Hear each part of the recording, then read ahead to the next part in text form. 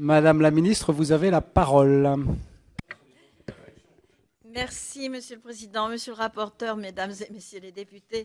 Vous voyez, je viens avec d'abord beaucoup de plaisir et un grand sourire auprès de vous parce que je crois effectivement que je comprends les observations que vous avez faites. Je vais essayer quand même de vous dire pourquoi le gouvernement tient effectivement à ce que ce texte puisse faire l'objet d'un examen particulier. Je crois que vous avez tous, merci du courage que vous me proposez d'avoir, mais que je le fais avec conviction et détermination. Conviction parce que tout le monde le sait, tout le monde l'a dit maintenant depuis une éternité, le poids des normes est insupportable. On en connaît tous la mesure, à la fois financière, dans les contraintes que ça impose à nos collectivités territoriales.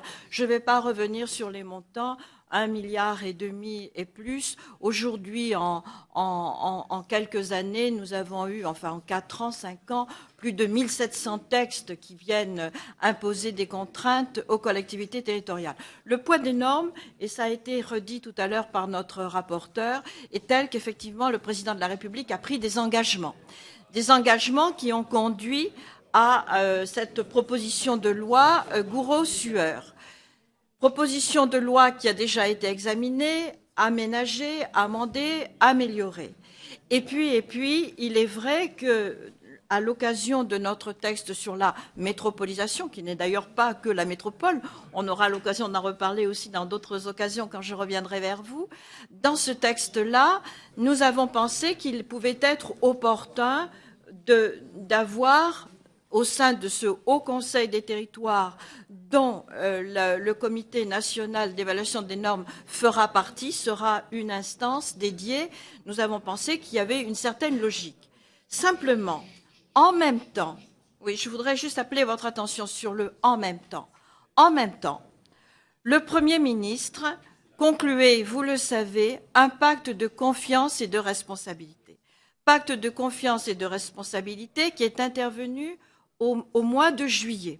Et dans le cadre de ce pacte de confiance et de responsabilité, il était clairement inscrit un ensemble de mesures qui venaient réduire les dépenses de nos collectivités territoriales au regard des efforts qu'elles étaient par ailleurs financièrement amenées à faire. Et c'est vrai que le poids des normes et les dépenses liées aux normes sont un des éléments qui a alourdissé le budget de nos collectivités. Donc, trouver le moyen de les réduire en faisant en sorte que le plus vite possible, le texte soit applicable, c'est l'objectif. Donc, l'objectif, il est effectivement d'efficacité et de rapidité.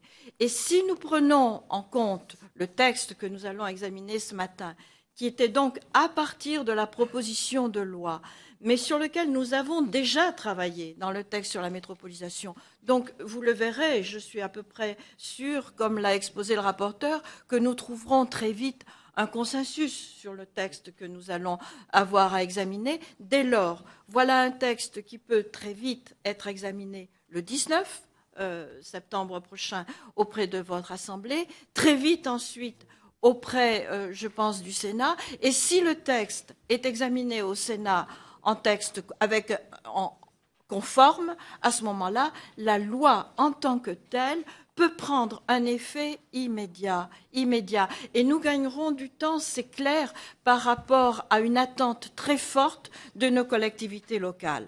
Voilà pourquoi, tout simplement, le gouvernement a choisi de revenir vers votre Assemblée et de demander l'examen de la proposition de loi, mais qui en soi aura déjà intégré les modifications que vous avez fait entrer dans la loi métropolisation.